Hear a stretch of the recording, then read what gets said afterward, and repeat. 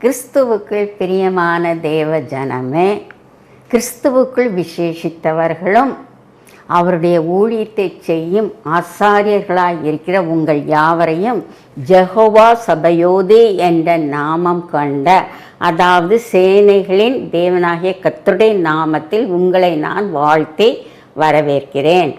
வேதம் திட்டவட்டமாக கூறுகிறது, நாம் எப்பொழுதும் எந்த காலத்திலும் எந்த வேளையிலும் எந்த இடத்திலும் இயேசு கிறிஸ்துவை மட்டுமே நாம் பேசிக்கொண்டே இருக்க வேண்டும்.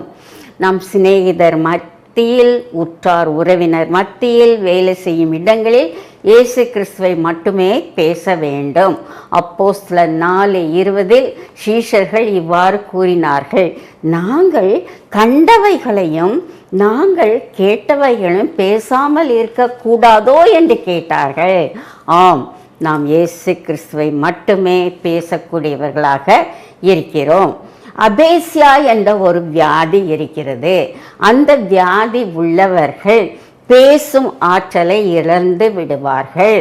நாம் விசுவாசிகளாகிய நாம் சில வேளைகளில் ஆவிக்குரிய அபேசியா என்ற வியாதியில் இருக்கும் பொழுது இயேசு கிறிஸ்துவை பற்றி மற்றவர்களிடம் கூறுவதில்லை. அவருடைய அன்பை பற்றி, கிருபையை பற்றி, இரக்கங்களை பற்றி, நித்திய வாழ்வை பற்றி மற்றவர்களுக்கு நாம் கூடாமல் இருக்கிறோம். ஏனென்றால் நாம் வெட்கப்பட்டு கூறுவதில்லை. நாம் சில வேளை அவமானம் என்று நினைத்து கூறுவதில்லை. நாம் மௌனம் சாதிக்கக்கூடியவர்களாக இருக்கிறோம். அது ஒரு தவறான காரியம்.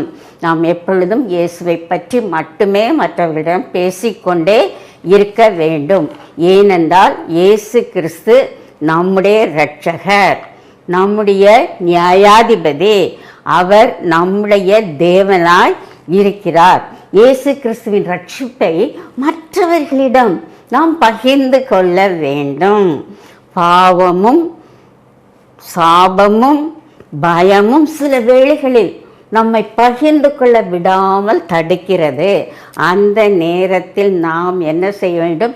இயேசு கிறிஸ்துவின் நற்கந்தமாக இருக்க வேண்டும். வேதத்தில் அநேக வாசனையை பற்றி குறிப்பிடப்பட்டுள்ளது. வாசனை என்றால் சென்ட், சென்ட் என்றால் பர்ஃப்யூம். நம் யாவருக்கும் பர்ஃப்யூம் போட்டுக்கொள்ள விருப்பமுடையவர்களாக இருக்கிறோம். யாராவது அமெரிக்கா சென்றால் உடனே சொல்லுவோம், எங்களுக்கு ஒரு பர்ஃப்யூம் பாட்டில் வாங்கி கொண்டு வாருங்கள் என்று சொல்லுவோம். ஆனால் வேதத்தில் பல வாசனை கொடுக்கப்பட்டிருக்கிறது. அதில் 4 வாசனைகளை பற்றி வேத வாக்கியத்தின் அடிப்படையில் பார்க்கலாம். முதலாவது வருவது சுகந்த வாசனை, இரண்டாவது உகந்த வாசனை, இயேசு கிறிஸ்துவின் அறிவை அறியும் வாசனை, வெற்றியின் வாசனை, soothing aroma, sweet aroma, aroma of knowledge, aroma of victory என்று கூறலாம். இது வேதத்தில் கொடுக்கப்பட்டு இருக்கின்றது. முதலாவதாக நாம் பார்க்க போவது சுகந்த வாசனை. நாம் இயேசுவுக்கு சுகந்த வாசனையாக இருக்க வேண்டும். நாம் எப்பொழுது இயேசுக்கு சுகந்த வாசனையாக இருப்போம்? சில வேளைகளில் நாம் பாவம் செய்து விடுவோம். அப்பொழுது தேவ கோபாக்கினை நம் மீது வரும். அந்த கோபத்தை நாம் தணிப்பதற்காக நம்முடைய சரீரத்தை ஜீவ பலியாக இயேசு கிறிஸ்துவுக்கு அர்ப்பணிக்கும் பொழுது நாம் சுகந்த வாசனையாக இயேசுவுக்குள் இருக்கிறோம். இதுதான் நோவா காலத்தில் நடந்தது. அந்த வசனத்தை இப்பொழுது நான் வாசிக்கிறேன், கேளுங்கள். ஆதியாகமம் 8:21 முதலாவது பாகம். சுகந்த வாசனையை கர்த்தர் முகர்ந்தார். அப்பொழுது கர்த்தர், இனி நான் மனுஷன் நிமித்தம் பூமியை சபிப்பதில்லை என்று கூறினார். நோவா பேழையை விட்டு இறங்கினவுடன் தேவாதி தேவனுக்கு ஆராதனை செய்ய விரும்பினான், நன்றி கூற விரும்பினான். அவன் என்ன செய்தான்? அந்த அதிகாரத்தை வாசித்து பாருங்கள். பலிபீடத்தை கெட்டினான், பலிபீடத்தின் மீது தகன பலி இட்டான். அந்த தகன பலியிலிருந்து வந்த சுகந்த வாசனையை தேவன் முகர்ந்தார். ஆம், அப்படி முகர்ந்த பொழுது அவர் நோவாவோடு ஒரு கிருபையின் உடன்படிக்கையை பண்ணினார். மனுஷன் நிமித்தம் நான் பூமியை அழிப்பதில்லை என்ற ஒரு அழகான ஒரு உடன்படிக்கை பண்ணினார். நாமும் பாவிகள்தான். வேதம் கூறுகிறது, நாம் யாவரும் பாவம் செய்து தேவ மகிமையற்றவர்களானோம், நன்மை செய்கிறவன் ஒருவனும் இல்லை. நாம் பாவத்தில் இருக்கும்போது தேவ கோபாக்கினைக்கு உள்ளாகிறோம். அப்பொழுது தேவ கோபாக்கினையிலிருந்து நாம் மீண்டு வர வேண்டுமென்றால் நம்முடைய சரீரத்தை ஜீவ பலியாக கொடுக்க வேண்டும், சுகந்த வாசனையாக கொடுக்க வேண்டும். அப்பொழுது தேவன் நம்மீது இறங்குவார். நாம் யாவரும் பாவிகள் என்பதை நாம் நினைவு கூற வேண்டும். ரோமர் 12:1 இதுதான் கூறப்பட்டிருக்கிறது. அப்படி இருக்க சகோதரரே, உங்கள் சரீரங்களை பரிசுத்தமும் தேவனுக்கு பிரியமான ஜீவ பலியாக ஒப்பு கொடுக்க வேண்டும் என்பது நீங்கள் செய்யும் ஆராதனை, நீங்கள் கொடுக்கும் சுகந்த வாசனையாக இருக்கிறது என்று குறிக்கப்பட்டிருக்கிறது. நம் சரீரத்தை ஜீவ பலியாக படைக்க வேண்டும். அப்படி என்றால் என்ன அர்த்தம்? நம் சரீரம் பரிசுத்தமுள்ளதாக இருக்க வேண்டும். நம் சரீரத்தில் உள்ள ஒவ்வொரு அங்கமும் பரிசுத்தமுள்ளதாக இருக்க வேண்டும். அதுதான் ஜீவ பலி. 5 புலன்களும் அவ்வாறு இருக்க வேண்டும். நம் கண்கள் தீமையானவற்றை பார்க்கக்கூடாது. இந்த காலத்தில் மிகவும் தீமையான காரியங்கள் கேஜெட்ஸில் வந்து கொண்டிருக்கின்றது. அவற்றை பார்க்கக்கூடாது. நன்மையான காரியங்களை மட்டும் நாம் பார்க்க வேண்டும். தீமையான காரியங்களை கேட்கக்கூடாது. தேவனுடைய வசனத்தை மட்டும் நாம் கேட்க வேண்டும். தீமையானதை பேசக்கூடாது. வசனம் மட்டும் பேச வேண்டும். தேவனை துதித்து பாட வேண்டும். நமது கரத்தின் நிமித்தம் பாவம் பரிதானம் செய்யக்கூடாது. நம் கால்கள் பரிசுத்த கால்களாக இருக்க வேண்டும். இதைத்தான் சங்கீதம் 1:2 வசனங்கள் கூறுகிறது. துன்மார்க்கருடைய ஆலோசனையின்படி நடவாமலும், நடக்கக்கூடாது. பாவிகளுடைய வழியில் நிற்காமலும், நிற்கக்கூடாது. பரியாசக்காரர் உட்காரும் இடத்தில் உட்காராமலும் இருக்க வேண்டும் என்று திட்டவட்டமாக கூறப்பட்டிருக்கிறது. எனவே நாம் சுகந்த வாசனையாக இருக்க வேண்டுமென்றால், இயேசு கிறிஸ்துவுக்கு பிரியமான வாசனையாக இருக்க வேண்டுமென்றால், நம்முடைய சரீரத்தை அனுதினமும் நாம் ஜீவ பலியாக ஒப்பு கொடுக்க வேண்டும். அடுத்ததாக வரும் வாசனை என்னவென்றால் உகந்த வாசனை, ஸ்வீட் அரோமா. இயேசு கிறிஸ்துவுக்கு நாம் உகந்த வாசனையாக இருக்க வேண்டும். நாம் எப்பொழுது உகந்த வாசனையாக இருக்கலாம்? வேதம் கூறுகிறது, கர்த்தருக்கு பயப்படுகிற பயம் நமக்குள் இருக்கும் பொழுது நாம் சுகந்த வாசனையாக இருக்கிறோம். எஸ், அந்த வசனத்தை வாசிக்கிறேன். ஏசாயா 11:3 முதல் பாகம். கர்த்தருக்கு பயப்படுதல் அவருக்கு உகந்த வாசனையாயிருக்கும். நன்றாக கவனிங்கள். கர்த்தருக்கு பயப்படுதல் உகந்த வாசனையாக இருக்கும். நாம் இயேசு கிறிஸ்துவுக்கு நற்கந்தங்களாக இருக்கிறோம், வாசனையாக இருக்கிறோம். சுகந்த வாசனையாக இருப்பதோடு மட்டுமல்லாமல் உகந்த வாசனையாகவும் இருக்கிறோம். எப்பொழுது? கர்த்தருக்கு பயப்படும் பயம் நமக்குள் இருக்கும் பொழுது நாம் பரிசுத்த ஜீவியம் செய்கிறோம்.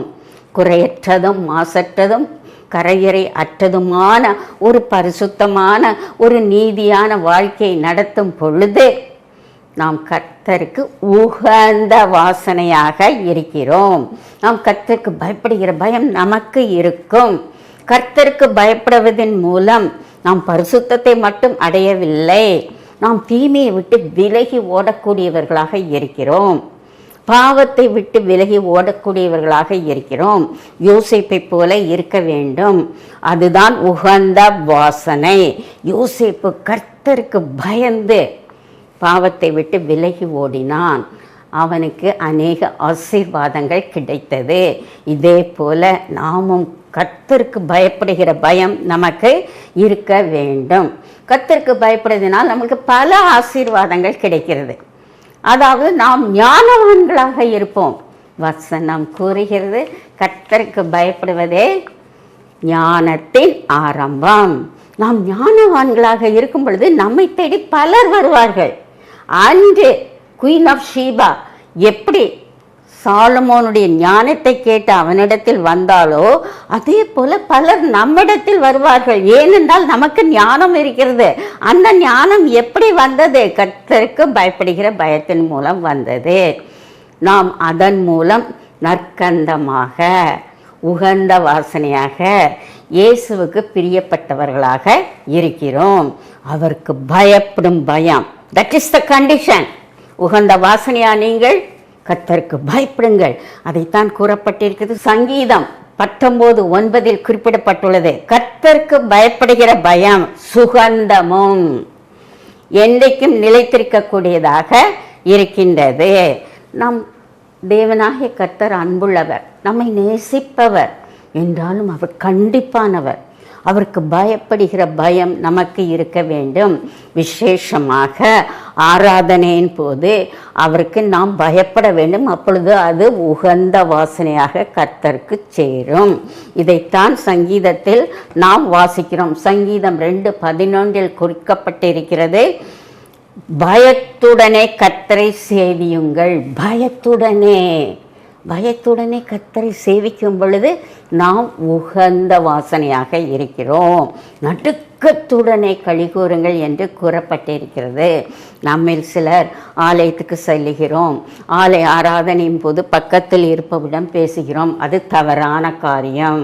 கர்த்தருக்கு பயப்பட வேண்டும். அவரை சேவிக்கும் பொழுது, அவரை ஆராதனை செய்யும் பொழுது, அவருக்கு பயப்படும் பொழுது அது உகந்த வாசனையாக நம் தேவன் அதை ஏற்றுக்கொள்வார். கம்யூனியனில் நிற்கும் பொழுது சில வேளை கியூவில் நாம் பேசிக்கொண்டு இருக்கக்கூடும், அதுவும் தவறான காரியம். மற்றும் சிலர் ஃபோனை எடுத்துக்கொண்டு அதை ஆப்ரேட் பண்ணி கொண்டு இருப்பார்கள், அதுவும் தவறான காரியம். கர்த்தரை சேவிக்கும் பொழுது நடுக்கத்துடன் சேவிக்க வேண்டும், பயத்துடன் சேவிக்க வேண்டும். அப்பொழுது நாம் சுகந்த வாசனையாக இருப்போம்.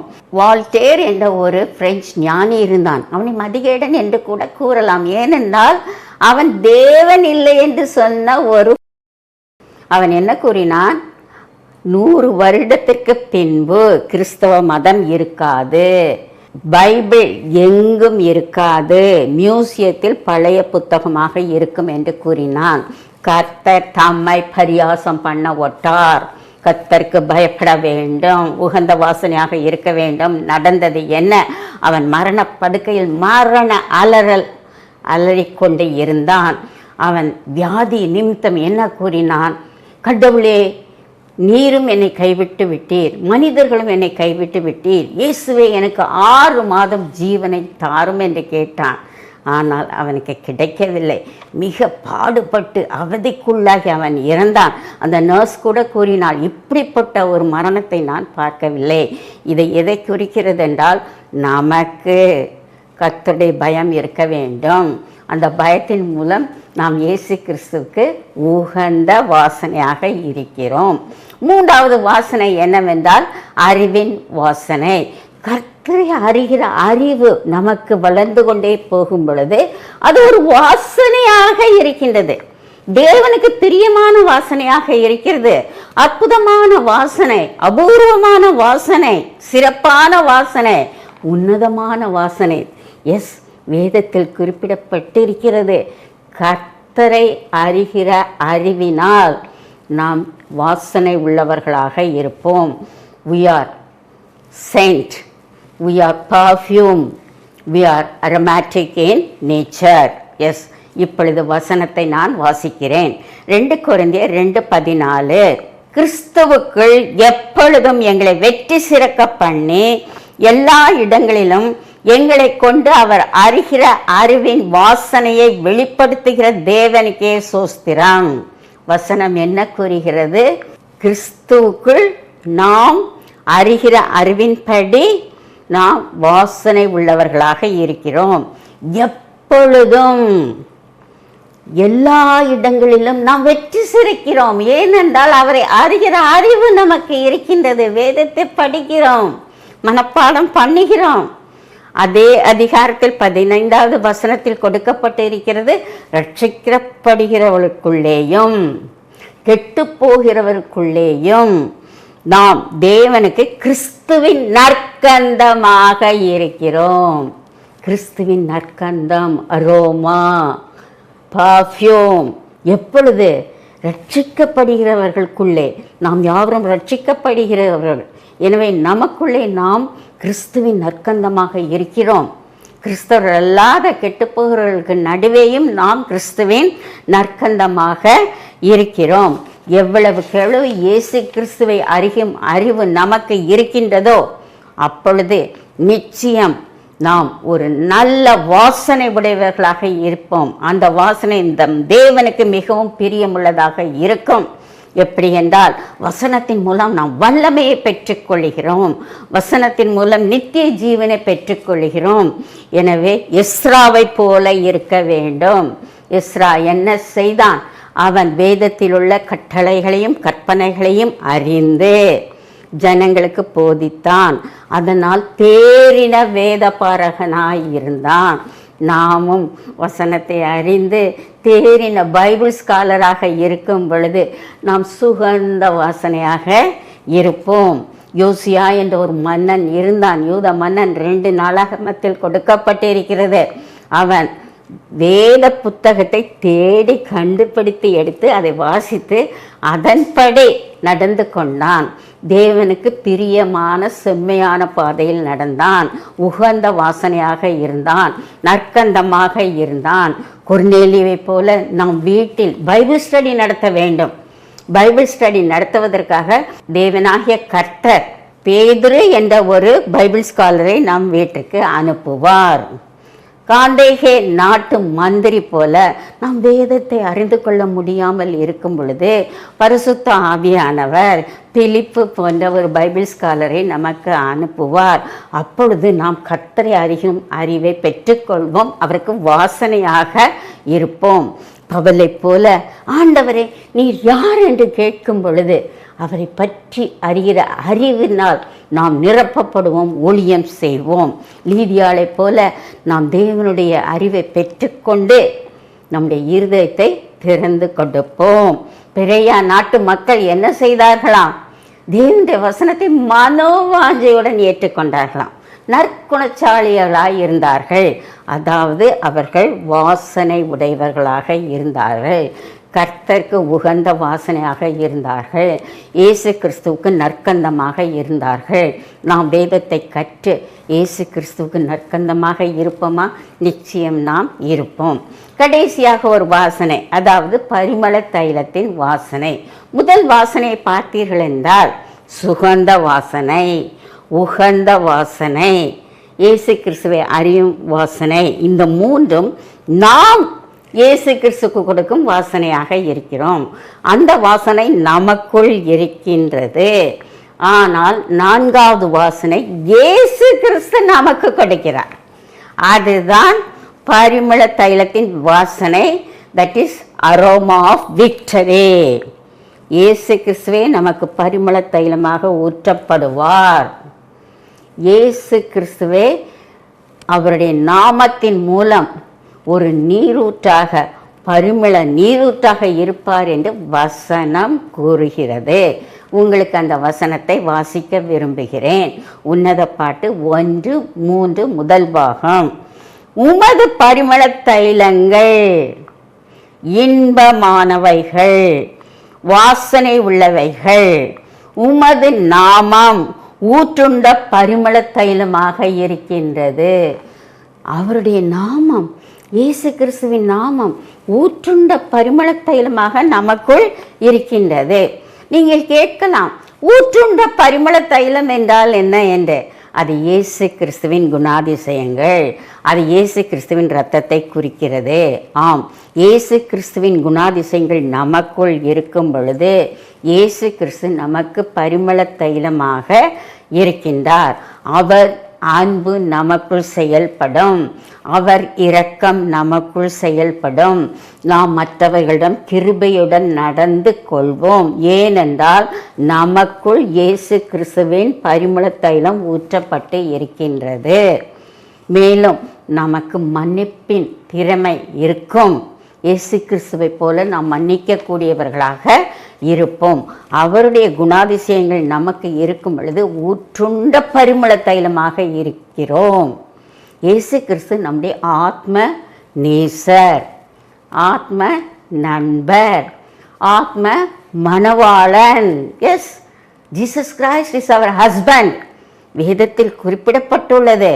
விசுவாசிகள் நாம் மணவாட்டி, இயேசு கிறிஸ்து மணவாளன். ஒரு மணவாளன் மணவாட்டிக்கு ஃபர்ஸ்ட் கிஃப்ட் என்ன கொடுப்பான்? பர்ஃப்யூம் தான். அதைத்தான் இயேசு கிறிஸ்து பரிமள தைலமாக நமக்குள் ஊற்றி கொடுக்கக்கூடியவராக இருக்கின்றார். இது அன்பின் பரிமள தைலமாக இருக்கின்றது. இந்த பரிமள தைலத்திற்கு மற்றொரு ரகசியம் இருக்கிறது. அப்படி குணாதிசயங்களை மட்டும் நாம் பெற்றுக்கொள்ளவில்லை, அப்படி இரத்தமும் நமக்குள் ஊற்றப்படுகிறது, பரிமள தைலமாக ஊற்றப்படுகிறது. நாம் பாவிகளாய் இருக்கையில் நம்முடைய இருதம் கேடுள்ளதாக இருக்கின்றது, கரைப்பட்டதாக இருக்கின்றது, துர்நாற்றம் உடையதாக இருக்கின்றது. எப்பொழுது பாவம் நம் இருதயத்துக்குள் இருக்கும் பொழுது இந்த பாவம் அகற்றப்பட வேண்டுமென்றால் இயேசு கிறிஸ்து என்ற பரிமள தைலம் நமக்குள் ஊற்றப்பட வேண்டும், நம் இருதயத்துக்குள் ஊற்றப்பட வேண்டும். அப்பொழுது கரை போய்விடும், துர்நாற்றம் போய்விடும். நாம் ஒரு நீதியுள்ள நீதிமானாக மாற்றப்படுகிறோம். இயேசு கிறிஸ்துவின் இரத்தமே நமக்கு பரிமள தைலம். ஒரு வேத வல்லுனர் கூறுகிறார், ஒரு பப்பாளி காயை எடுத்துக்கொள்ளுங்கள், அதை கட்டி வைத்து கீறும் பொழுது பப்பாளி காயிலிருந்து பால் வடியும். அதே போல ரப்பர் மரத்தை எடுத்துக்கொள்ளுங்கள், ரப்பர் மரத்தை கத்தியால் கீறும் பொழுது ரப்பர் பால் வெளியே வரும். நம் நாட்டில் ரப்பர் மரம் கிடையாது. மலேசியா போன்ற நாடுகளில் ரப்பர் மரம் இருக்கின்றது. மலைத்தொடர்ச்சி பாகங்களிலும் ரப்பர் மரம் இருக்கிறது. அங்கு சென்றீர்கள் என்றால் ஒரு கத்தியை வைத்து அதை கீறி பாருங்கள், அங்கு ரப்பர் பால் வடியும். வேப்ப மரத்தை எடுத்துக்கொள்ளுங்கள், அதே மாதிரி கத்தியை வைத்து கீறினீர்கள் என்றால் அங்கு பிசின் தைலம் வெளியே வரும். அதே போல இயேசு கிறிஸ்துவின் கால்களில் கரங்களில் ஆணி கடாவப்படும் பொழுதும் அவருடைய விழாவில் குத்தப்படும் பொழுதும் அங்கு இரத்தம் வரவில்லை, பரிமள தைலம் ஊற்றாக வெளியே வருகிறது. ஆம், கிலியாத்தின் பிசின் தைலமாக வெளியே வருகிறது. அந்த பரிமள தைலத்தை நாம் பெற்றுக்கொள்ள வேண்டும். இயேசு கிறிஸ்துவின் விழாவில் இருந்து வரும் பரிமள தைலத்தை நாம் பெற்றுக்கொள்ளும் பொழுது நாம் நற்கந்தமாக விளங்குவோம். எல்லோருக்கும் நமக்கு ஆசையுடன் பார்ப்பார்கள். ஓ, அந்த அம்மாவா, அவங்க கிறிஸ்தவங்க, அவங்க ரொம்ப நல்லவங்க, அவங்க இனிமையாக பேசுவார்கள், அவர்கள் அதிகம் உதவி பண்ணுவார்கள் என்று கூறுவார்கள். இதுதான் இயேசு கிறிஸ்துவின் நற்கந்தம். நம் வாழ்வில் இயேசு கிறிஸ்துவின் நற்கந்தம் இருக்க வேண்டும்.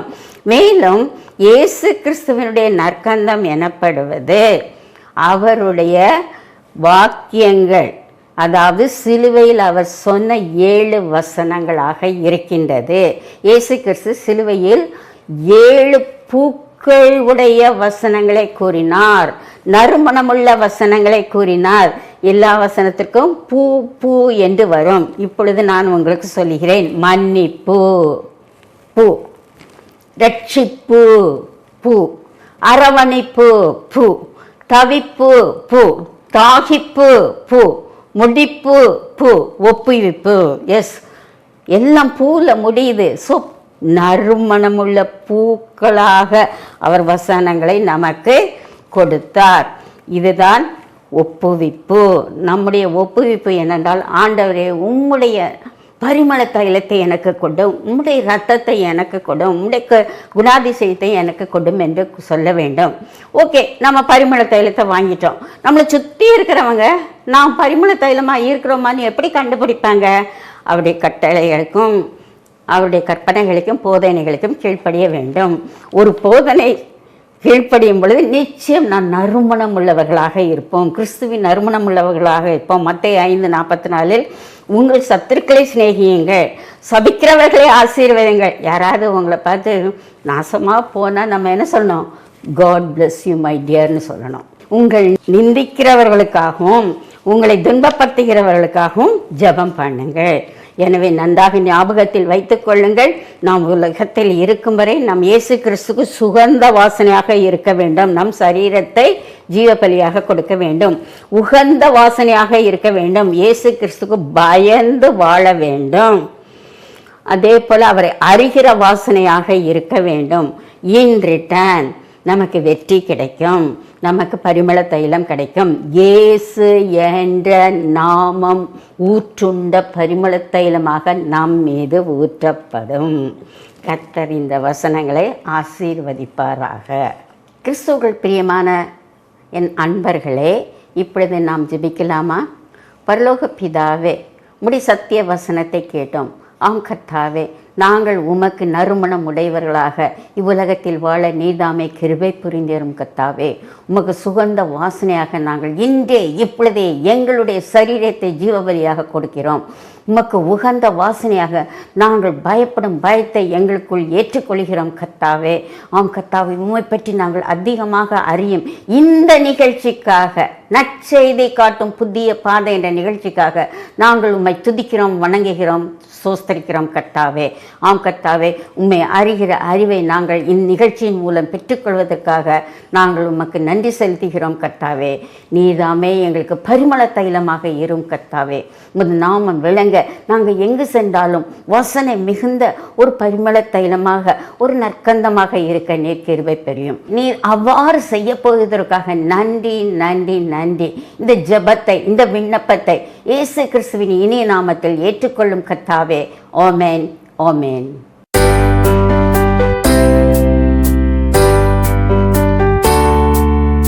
Praise to the Lord, the Almighty, the King of creation.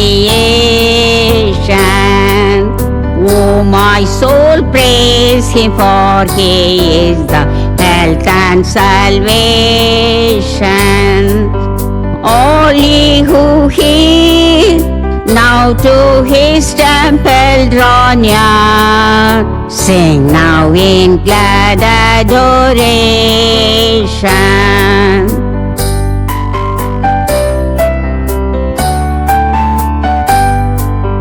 Praise to the Lord who doth prosper thy work and defend thee, who from the heavens the streams of His mercy doth send thee. Wonder on you what the Almighty can do, who with His love doth befriend thee.